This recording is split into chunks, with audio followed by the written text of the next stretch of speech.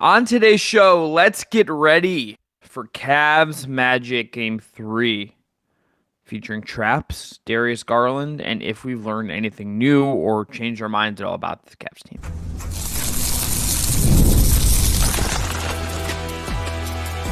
You are Locked On Cavs, your daily Cleveland Cavaliers podcast. Part of the Locked On Podcast Network. Your team every Today's day. episode is brought to you by our friends at Monopoly Go. I admit it, I have a competitive side, and it is a big fan of Monopoly Go, the hit mobile twist on classic Monopoly. So join your friends and download Monopoly Go now free on the App Store or Google Play. I'm Chris Manning. That is Evan Dammarrell. Thanks again to Jake Stevens, as always, for his work on production.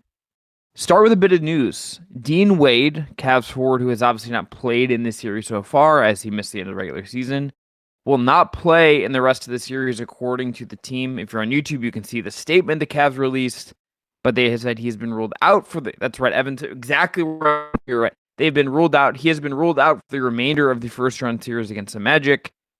He has suffered that knee sprain on March 13th, and a recent MRI, the team says, and daily rehab revealed more time is needed to treat the injury. He remains out indefinitely.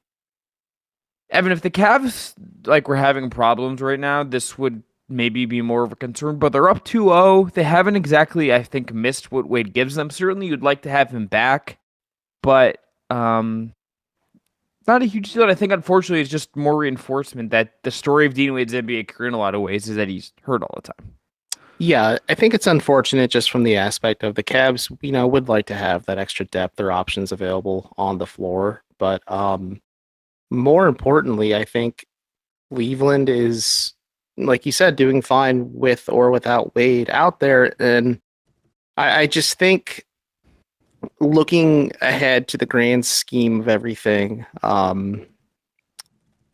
Cleveland will probably, people are already putting the cart in front of the horse, assuming the Cavs beat the Magic. I feel pretty comfortable in saying that they're going to beat the Magic in the first round. But let's say they do draw the Boston Celtics, and as we record this, I'm going to pull up the score in real time here. The Celtics are losing to the Heat 70-67. So it's not a for sure thing yet, folks. But the Heat, the Heat. I understand, Evan. You are a more of a Celtic skeptic than I am. I'm not saying that what is dead may never die. House Greyjoy and House Spoelstra send their regards. Yeah, I just don't think Boston's actually losing that series. It's gonna be Boston. It depends on how long the Cavs have until maybe they draw Boston. Let's just say, hypothetically speaking, it's Boston for the sake of arguments and, just being realistic in terms of the talent gap between Miami and Boston with the Heat without Jimmy Butler. People will talk about how Dean Wade will be a guy that can make a difference against the Celtics. Yeah, absolutely. And maybe if you take care of business against Orlando, you're able to get him back out on the floor sooner. I did notice before the team took flight to Orlando, although Wade wasn't able to practice today, as in Wednesday, April 24th, he was getting up shots with some of the assistant coaches. And then after Karis LeVert spoke with the media, he stayed back to act as just a person in the face of Dean Wade to kind of test some of the shots he's putting up. So he's doing light shooting, which, is a step, but obviously ruling him out outright is the right call. I think just the fact that he hadn't played game 1, game 2, bigger staff told me he wasn't playing game 3, and I had a hunch he wasn't going to play game 4, but we'll cross that bridge when we come to it. So we'll see what happens. But in the current moment, like you said, the Cavs aren't necessarily hurting for Dean Wade, but maybe down the line, it's one of those things where oh, golly, if Dean Wade was, as close to 100% as he could be making some impactful minutes against a Boston or even a Miami in a different, universe or whatever.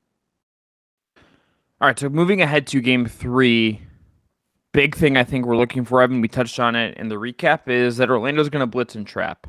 They are going to throw this different look at the Cavs that I think gave Cleveland some issues in game 2, and it's given them issues historically. What are you looking for in terms of the Cavs beating those traps, the Cavs performing well against those traps, and just frankly doing a better job than they have historically? So it's tricky. I think you had noted this really correctly, and it's something that I've really sunk my teeth into after the fact that like the Magic have found something that can work against Cleveland in terms of not completely closing the gap between them offensively, but at least making a little bit more of a puncher's chance, especially now that Orlando's hosting the Cavs versus Cleveland hosting the Magic. Where they just blitz the heck out of Donovan Mitchell and force Mitchell to pass two teammates like in certain scenarios. And there's a moment like in the third quarter where he kicked the ball to Max Strus, who then kicked it to Karis LeVert, and they reset the play. Like, that's fine, but you can't assume that's going to happen every single time. The Cavs blitz Mitchell, or sorry, not the Cavs, the Magic blitz Mitchell. And I asked Bickerstaff about it, and he's like, well, that it's going to be on us as in himself to scheme them up and his coaching staff to scheme them up and the players on the floor, just because, yeah, it makes sense. You blitzed Donovan Mitchell. That's what the Knicks did last year, and it forced the ball into Darius Garland's hands and said, all right, Darius, be the franchise guard. And Darius just kind of struggled against, the opportunities in front of him. But Bickerstaff did say, like, listen, if we're able to kind of figure out that matchup a little bit, kind of be tuned in on it, keyed in on it, it's more ideal in Cleveland's favor because it's a 4-on-3 situation, hypothetically speaking, because you have two defenders on Mitchell, three other defenders elsewhere. So I'm interested to see how they navigate it, but like that is kind of what the Magic can lean on a little bit to at least make Mitchell more uncomfortable, bump and bang him a little bit, and maybe even just give themselves more of a puncher's chance so it doesn't turn into a sweep and maybe it becomes a best of 5 or best of 6. This is just the most interesting tactical thing I think we'll see the rest of the series. I don't think either team has a bunch of other levers to really pull. This isn't one of the more basketball nerd like friendly series in some ways. I would say it's not to say it's not interesting in its own way, but it's a little more gritty. It's a little more grimy.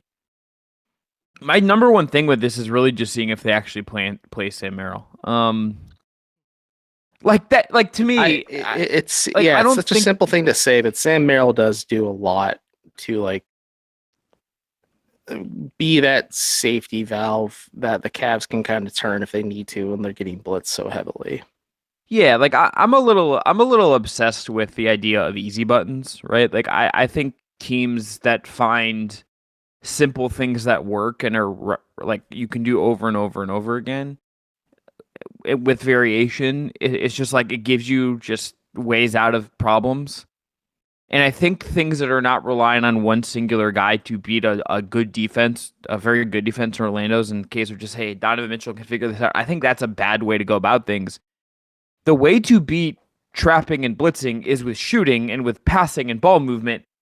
Yes, Max could do some of this. Yes, like Darius Garland being good. And we're going to talk more about Garland in segment 2. I think in detail what he's been in this series is another answer to that.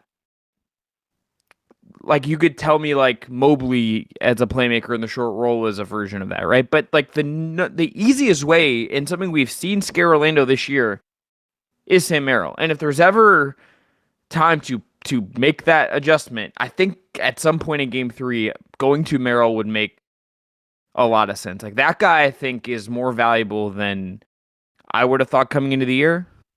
I think that guy is a good NBA player. I think there's a lot you could get out of him in this particular series, and I think he'd be fine defensively. I would go to him, but we'll see. I'm a little skeptical it's going to happen. Well, blink twice if Jackson Flickinger is behind the camera pointing a gun at you as you say this. He's actually he blinked twice, folks. That's all we need to know. I made a meme that I will not be sharing publicly because like but I made a meme I'm actually pretty proud of that I will send to you in our Locked On Cavs group chat. And I'm sure I'll get an audible snort about it because that's the one thing everyone jokes about with Jackson is like he is a Sam Merrill truther. But yeah, you teed off my question for me as we head into the break soon after this. Yeah, on paper, Sam Merrill makes sense, but will JB Bickerstaff play Sam Merrill? I don't know. He played him 4 minutes, 15 seconds in game 1. Sam Merrill didn't see the floor at all in game 2.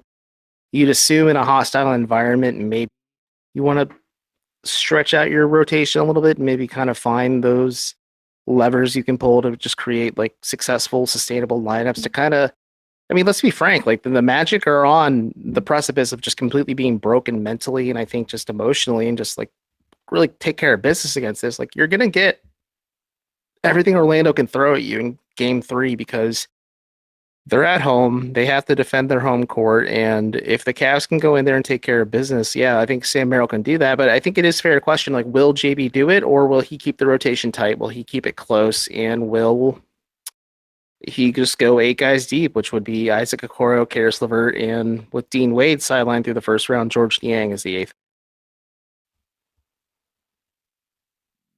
Merrill, if you were going to rank, Evan, the counters, just the players that could be counters to the traps, we'll do this quickly because we're running up against time here. Merrill, it'd be Merrill, Strus. These are bold so far. I'd go Garland 1, Merrill 2, Strus 3. Well, I'm saying in terms of like pure effective. I'm saying in terms of pure raw effectiveness, I would say, well, I'm going to go Merrill, Garland, Strus 3. That would be my top 3. Okay. I just trust the Merrill thing.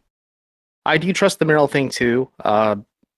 Shooters are like professional golfers. If they're hot and they're in rhythm, that's easier for them to find that cadence. And I think with how Orlando is defending the perimeter or not defending the perimeter, it's a really good chance for Sam Merrill to maybe get some shine against the Magic. But I just think when it comes to blitzing, you really just want the guy who is the most creative ball handler on this team to then get the ball when Donovan Mitchell is blitzed, because then Garland just like takes the offense to a completely different level, whether it's shooting if he's left completely wide open, or he can run like a side pick and roll, or just a certain play that the Cavs maybe have schemed up in those scenarios that can keep the pieces moving so that they don't Orlando continually trap Mitchell like in the corner or at the top of the perimeter or something, where it just makes things really uncomfortable for them, where they're like saying, okay, Orlando, you got us once or twice with it, but we burned you for it. And then that makes the Magic shy away from that, and then blitzing doesn't become like a major issue all throughout like this Florida stint of the series.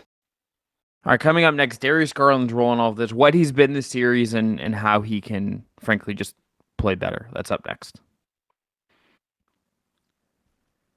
Today's episode is brought to you by eBay Motors.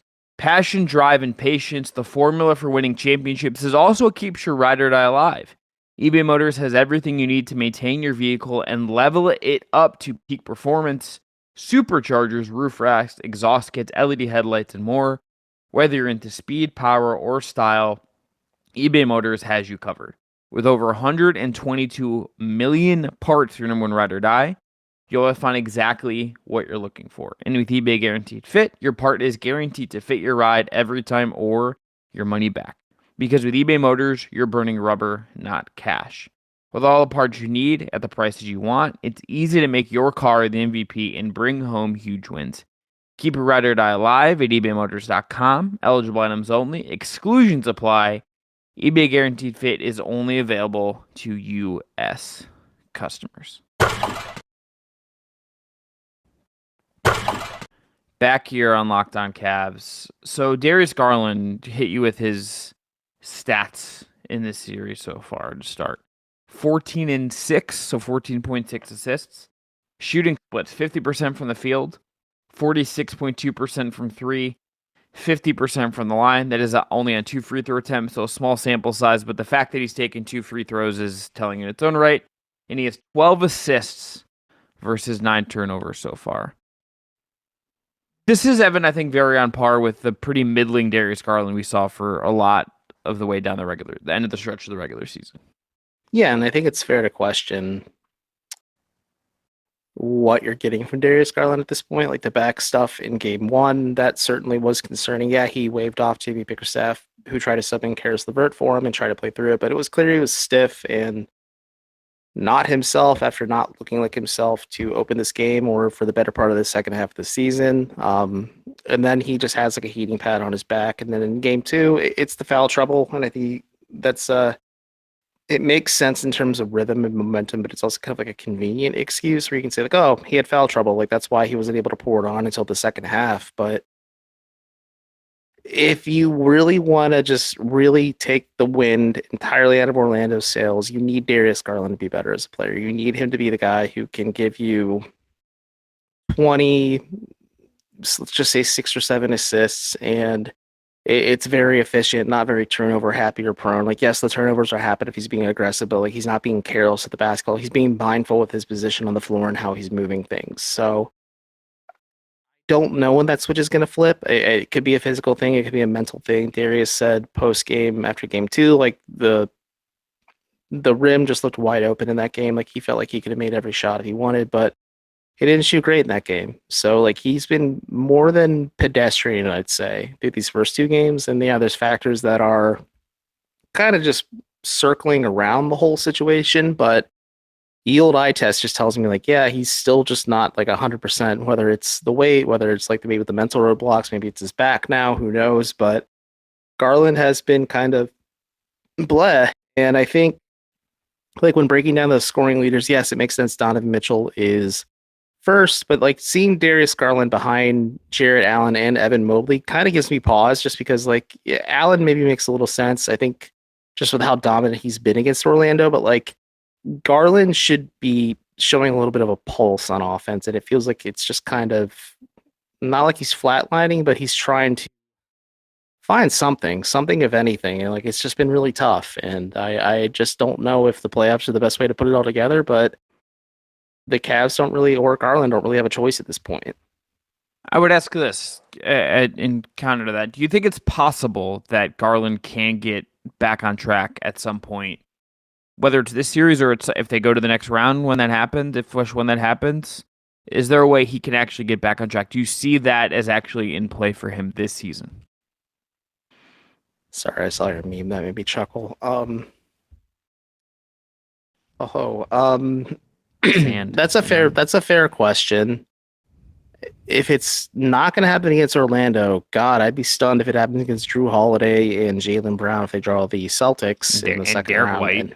And Derek White, and shoot, let's just throw Jason Tatum into the mix too, just because Tatum's a bigger wing that could really make Garland or Mitchell, who claims to be 100%, but like is still kind of looking like he's feeling himself a little bit. Like it could turn into a bit of a grinder if they draw the Celtics in the second round. But I want to say if it doesn't happen against Orlando, I don't think it's going to happen at all. And I don't know how you feel about it, but like the Celtics are just like a completely different beast compared to a very good defensive team in Orlando, just because the Celtics are very good defensively, but they also have the pedigree because they've either been to the finals or they've won a championship before if they're Drew Holiday. So like they know what it takes to win, and they know like, okay, I'm going to mess up the guy in front of me because it's like a I don't know.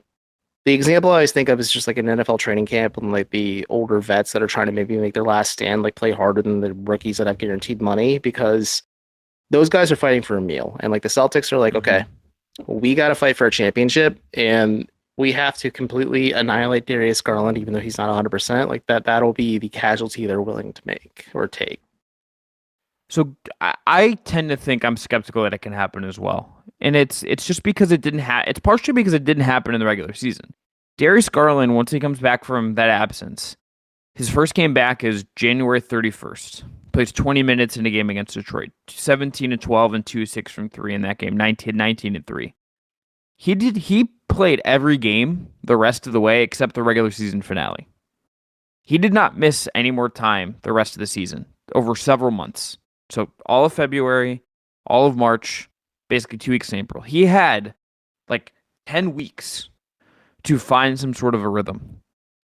And other stuff was going on with the Cavs. Donovan Mitchell was out. Evan Mobley was out. This team was not good for a large chunk, I would say, all of the schedule post All-Star break, right? But he had all that time to play and figure stuff out and get healthy, and it didn't happen. And whatever the reason, and I'm not going to sit here until I know exactly why he has played this way or what exactly, like what beyond like the jaw thing and the weight thing, maybe it's that simple. The fact that it didn't happen when he did miss any time the rest of the regular season after coming back, to me, is a red flag about that happening this year. He might just need a summer to like get healthy, get his weight back up, get his conditioning where he wants it to be. And your point, like it's not exactly easy to get acclimated and back to up to speed in the playoffs. It's hard to do that in general, and it's even harder right now. Let me ask this, like looking beyond this season, do you think there's still something like, yeah, the ghost is in the machine, but is this kind of who Darius Garland is as a player too? Like he is just injury prone and he gets these freak injuries that just completely derail his season. Like since the All-Star campaign and maybe even last year, but like it just always feels like something weird happens. And like this year is just obviously feels like an anomaly, but if the Cavs, let's say they get past Orlando again, I feel comfortable saying that they will. And either they go down swinging or they try their best, but gently get pushed out in the second round. Darius Garland done enough to like save himself if the Cavs need to make like an actual move to build around Donovan Mitchell further if Mitchell commits. Like, I don't know. Just because last year wasn't good in the playoffs, this year hasn't been good for Garland personally in the playoffs, and I don't know. Like, I think about like the morality or the longevity of this situation and what the Cavs have built, just because we have time and maybe the patience, whether it's at the top or elsewhere, that can afford Garland that luxury much longer. I don't think I think I would believe in the talent like I just do. I think he's in that range of guy. Like, I mean, look, the injury stuff has been freak. Everyone kind of gets that to some degree. Like, he did play 69 games last year. He played 60 the year before in his All-Star season. Like, he plays within the range of a range of games that like most guys just kind of play, I think. So like I'm not like most guys just end up missing some time. Now it's just kind of the reality. I think that I'm curious just to see where his game goes next year. Like, does he add something? It doesn't feel like he has. To me, I think the concern I would really have is that I have a hard time describing exactly how his game has evolved since he made the All-Star team. Yeah, and that's the issue. Is like I don't know. Like after that year 3 leap, like what is the next gear for him? Because is he a franchise guard? I'd like to believe so. Or is he maybe not what we thought he would be? And it's a different conversation entirely. But that's also a talk we can have when the season is actually done and we do the full autopsy of what did or didn't work and looking ahead for this team. But like it is something I think about just because you watch the Cavs play and yeah, Garland's back was acting up or he was in foul trouble in game 2, but it's kind of do or die time too. Like you can't use the playoffs to get right, but you have no other choice either, just because this is where the Cavs are at right now and they need him to elevate his game to a level where it hasn't been all season. All right, after this, speaking of things that we're wondering what they look like, the Cleveland Cavaliers, does 2 games tell us anything new that we didn't know about this team? That's up next. Today's episode is brought to you by BetterHelp. Sometimes we all need the opportunity to get something off our chest, something that is bothering us. Big or small, certain things can really start to get to you. It's important to let that out, especially to someone who's unbiased on your life. So today, I want to say how I really feel about something. You might even be thinking about the same thing this week. For me, it's an old favorite. I just want games to start on time.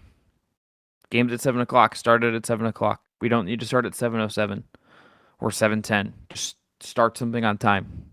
Well, I promise you, it'll be okay if we could just start things on time. Everyone would be a little happier and we can keep things moving. Anyway, therapy can be different for everyone. Most of us have bigger problems than our favorite sports team, and it's important to get things off your chest every once in a while. So if you're thinking about starting therapy, give BetterHelp a try. It's entirely online, designed to be flexible and suited to your schedule. Visit BetterHelp.com/LockedOnNBA. Get 10% off your first month. That's BetterHelp, HELP.com/LockedOnNBA. And today's episode is brought to you by DoorDash. Want to make mom smile? Start Mother's Day with flowers or surprise her with gifts from the brand she loves, delivered the very same day with DoorDash. Pair flowers with a gift card so she can celebrate any way she wants. Is she a bookworm? Try a bookstore gift card. Does she love a good latte? Get a gift card to her favorite coffee shop. You can't go wrong. Get thoughtful gifts she deserves with the convenience you need. Choose same-day delivery or schedule a week ahead for when flowers and gifts should arrive to her door with DoorDash. Shop with savings that would make her proud. With a DashPass membership, you'll save with a 0% delivery fee and reduced service fees on eligible orders from DashPass merchants that meet the minimum subtotal. Other fees, including a service fee, apply. And terms apply. Get all your Mother's Day gifts all in one place and get 50% off your next order up to $15 when you spend $15 or more on your next flower, convenience, grocery, or retail order now with Locked On NBA. That's Locked On NBA. Order using DoorDash today. Terms apply. Evan, let me ask you this. Do 2 games. Cavs. We should actually real quick. Game 3 via FanDuel. Cavs are 2-point underdogs. They are plus 108 in the money line. The Magic are slight favorites in this game. The over-under. Surprised by that. Teams at home get a little bit of a bump, so I'm super not. I would not be surprised if the Cavs lost this game. I really wouldn't. Really? I just think with how lifeless the Magic look that I feel like this is Cleveland's game to lose through and through.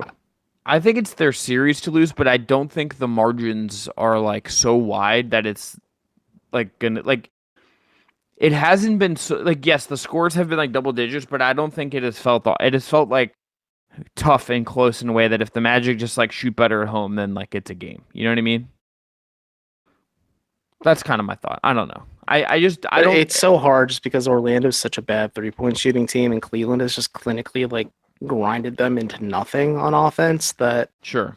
I just don't know who's gonna like step up for them and be the difference maker, because you would hope it's Paolo, but like the Cavs, I think have defended Banchero very well in this series. Like, yeah, he's getting his buckets, but he's working for them, but also like continued to match his field goal makes with as many turnovers as he's had per game, and like that's not great if you're Orlando because you're just coughing up possessions. And I think if the Cavs come in serious again, like I said, like yeah, maybe game 3 the bump makes sense just because like this is like Orlando's last gasp. If they lose this game, not so great. But I'm surprised. Like again, go with the over under, folks. If you are feeling spicy about placing a bet, put the under on this game because it is going to be a rock fight no matter what. So that's where things stand from FanDuel. Let me ask you this just simple question. We'll kind of end the show on this. They've got 2 wins. They've looked closer to, I think, having a complete identity those last 2 games at any point that they did over the stretch of the regular season post All-Star break. Do these 2 games lead you to think any differently big picture about this team? If they go and win the series, let's say it's in 5 or 6. And it looks like this. Looks like the way they won the 2 games. Does your opinion about what this team is at the highest level change in any meaningful way? Defensively, I think it does, just based on what we saw in the second half of the season. But offensively, it's still pretty messy for Cleveland. Like Donovan Mitchell, 26 points per game, but he has worked for every bucket. The Cavs have still been pretty careless of the basketball at times. I think in game 2, they tightened down a little bit and limiting the points off of turnovers, but they still coughed up possessions nevertheless. And no disrespect to Orlando, but like they do give me a lot of those similar feelings that Cleveland experienced, where like they are a little shell-shocked by how much different the playoffs are than the regular season. And it's something that they are working through and growing through, and can be a learning experience for them. Like I'm always going to be forever high on what the Magic's potential are, especially if they get a guard that can create his own shot.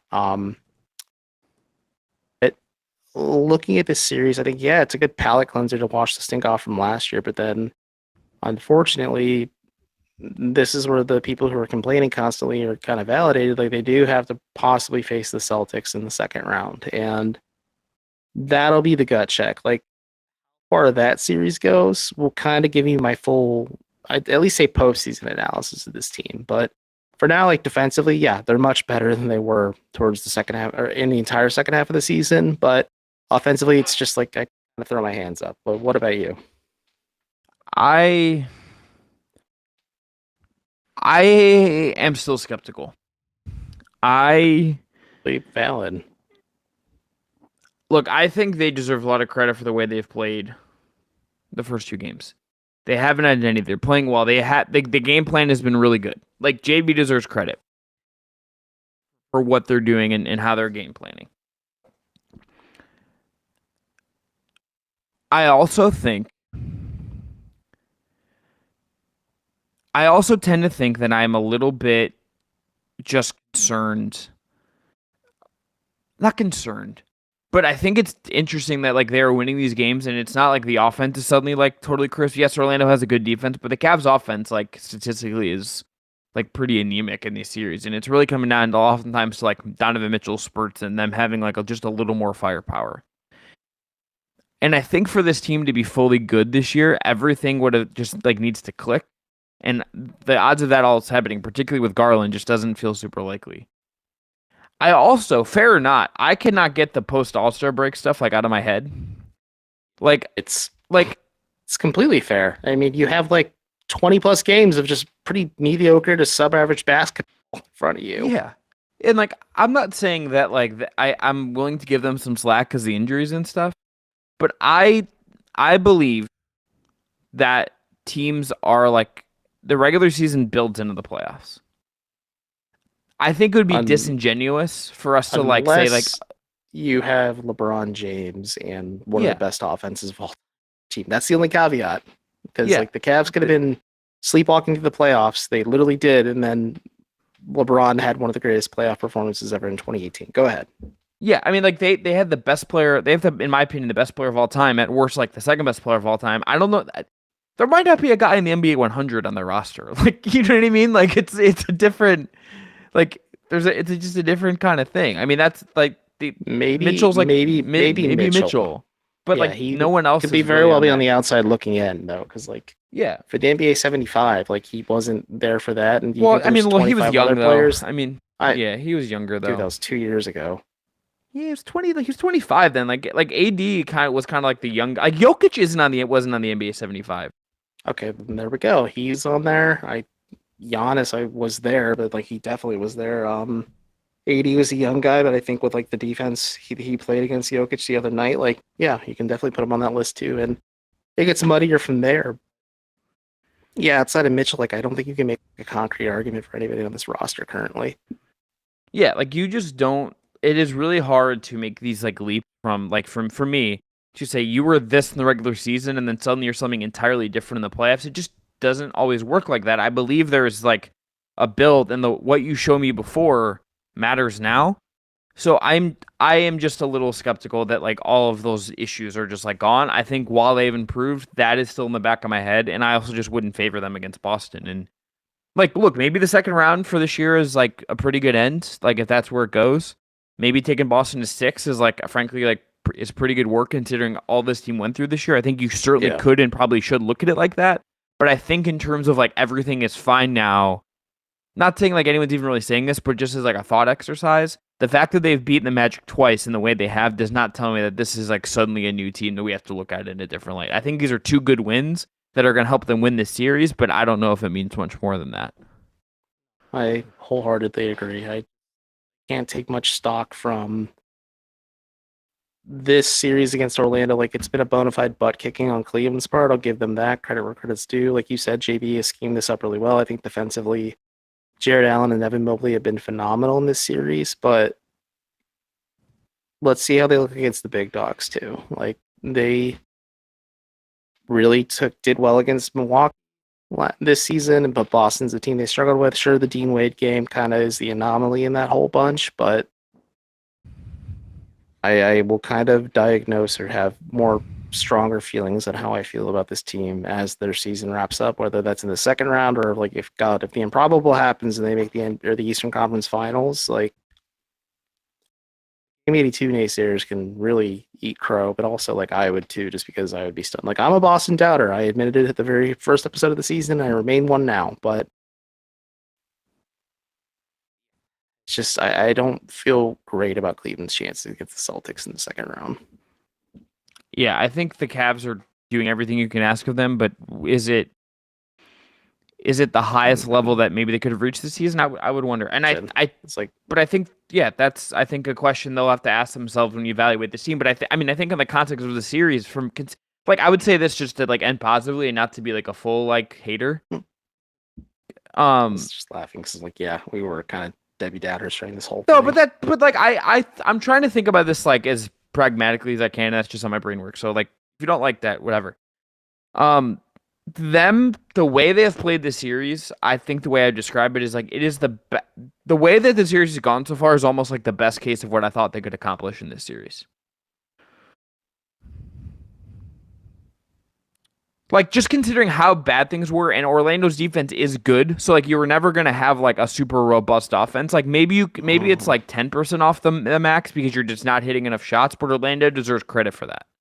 I think 10 or 15% off the max is just because the offense hasn't been perfect, but like you said, Orlando's very good defensively. But I also just think Cleveland has the star power and personnel, mostly looking at Darius Garland in this situation, just because like everyone else outside of like Glenn, Struce, Niang, Levert, and Okoro have really like had pretty stellar games. So like I listed 5 guys, 3 guys have stood out for the Cavs in this series.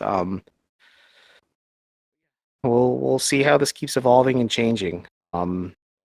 Yeah, what do you think happens in Game 3? Do you think the Cavs win, or do you think the Magic pick one up and this one goes back to Cleveland next Tuesday?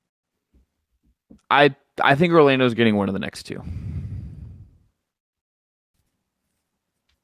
So I think Cleveland is going to get everything Orlando can get in Game 3 because the Magic are on their home court. They're playing for pride. They have to. I mean, shoot, if you're down 3-0, the odds are certainly stacked against you to win 4 in a row at that point. But in this series, if Orlando's to win any of these games, it would have to be Game 3 at this point. If the Cavs take care of business and kind of thoroughly pound the Magic like they have at home on the road in Game 3, then I'd say get the brooms out. I feel comfortable in saying they'd sweep in 4. But if the Magic win Game 3, I also wouldn't be surprised just because Orlando's a much better home team than they are a road team, and they are very good defensively, and Magic fans are going to be feral in that matchup. They're going to be absolutely loud, wild, and crazy, and it should be an entertaining game. It's on NBA TV, I want to say, but either way, I mean, look, all due respect, this series belongs at NBA TV.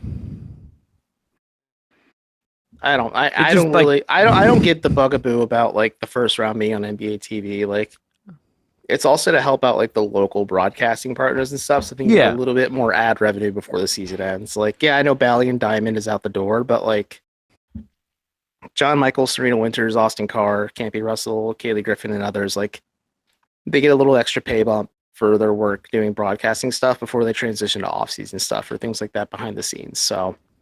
Yeah, but it's also like not this a terrible thing.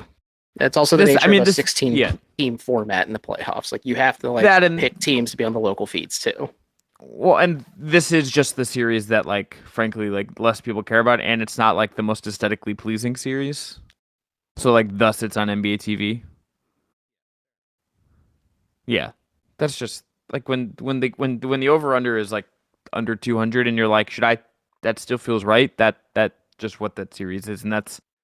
Out of line with a lot of what the best basketball in the modern era often is. All right, that's going to be it for today's Locked On Cavs. We'll be back after Cavs Magic Game 3 to recap that game. Tune in then, subscribe, rate, review, please, and thank you. Have a great rest of your Thursday. We'll talk to you soon.